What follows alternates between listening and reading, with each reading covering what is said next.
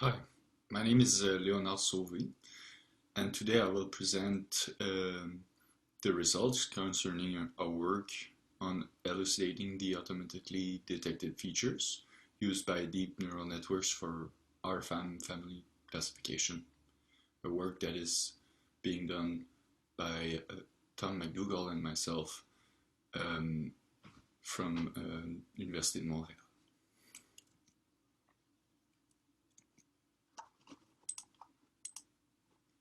So in this study, we show that deep feed-forward neural nets are able to accurately classify RNA families directly from RNA sequences.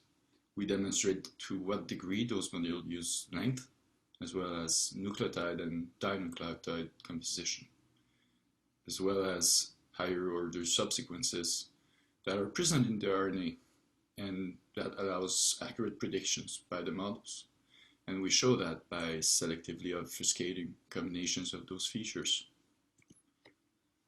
For our methodology, we used as input data 7,405 RFAM sequences from 24 families of varying length.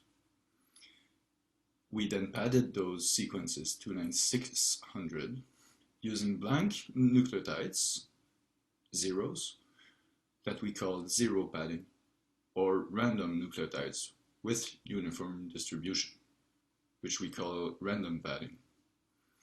And then in further experiments, sequences are shuffled internally, then padded with zero padding or random padding. We call them knock shuffle. The final preparation scheme for this experimentation involves shuffling the sequences within a family according to dinucleotide content of that family. We'd call that dinucleotide shuffle, which are then padded with zero padding. Then for the implementation of the models, we one-hot encoded all the sequences so that the input space is now 10,200. We then feed that to a feed-forward neural network with two hidden layers of either 5 nodes or 1,000 nodes in each. We use regularization and we use BCA loss function. The optimization, the optimizer that we use is Adam, and we use mini batches with subsampling. Then for model evaluation, we used a 5-fold cross-validation as an internal validation method. Then we report our accuracy with area under the curve of the receiver operator characteristic. Then we use the RF5 DNA classifier to showcase the convergence after 100 epochs.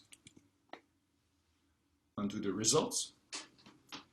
So we see on the left table 1 showcasing all the accuracy result that we have for our different experimental setups.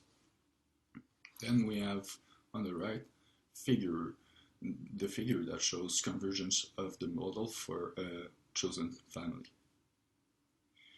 We can see in the middle here that for the zero padding and random padding experiment, that those models have converged to a perfect accuracy for most of the models. Then we see that accuracy will decrease as we introduce more and more randomness in the padding or in the sequence content, meaning that shuffling the sequences as input makes the model less accurate. Now onto the observations that we make. Regarding sequence length, we see that there is no difference between the zero padding and the random padding experiment based on AUC. And we observe two things: that first, they achieve very high performance for this binary classification task. And also that they retain high performance after having the sequence length partially obfuscated by the addition of random padding. Then, for dinucleotide content, by observing the effect of disrupting all sequence information beyond nucleotide composition, the lost performance indicates that higher order subsequences fragment of RNA might be relevant features that the DNN uses to maintain high AUC. We see that from those two columns. So by removing dinucleotide, which is basically saying shuffling the internal sequence of the families, then we lose some accuracy. Then when we add random padding to the rest, noise is sufficiently decreasing accuracy for those models as well. Even if we use a big model, we are not able to achieve better than our original setup. Then for longer interactions, so what we did with the DINOC shuffle experiments is that it forces the automatic feature selection to detect longer subsequences of 3 nucleotides and more that are strong indicators of family identity. So IUC higher than 0.5 for all families shows that these models perform better than random and indicate that DNNs are able to capture the target RFAM blueprint from subsequences, possibly from the presence of or absence of larger than tumors without positional information.